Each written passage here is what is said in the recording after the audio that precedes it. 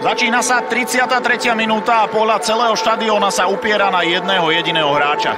Juraj Kucka odovzdáva kapitánsku pásku Lukášovi Pavšekovi, rekordérovi v počte slovenských titulov, ktorý sa takisto lúči so svojím materským klubom. Tribúny sú na nohách.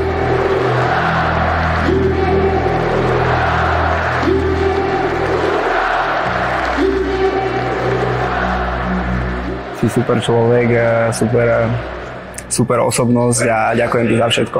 Boli to krásne chvíle, na ktoré budem do konca života spomínať. Bolo mi naozaj obrovskou cťou. Legenda. Ďakujem za všetko, kluci, komoď.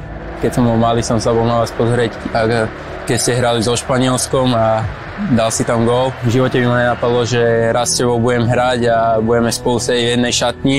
Kuci, legend. You have been really big inspiration for me. I'm very proud that I played with you. Tak drahý Kuco, bol si skvelý hráč, si skvelý chlapec.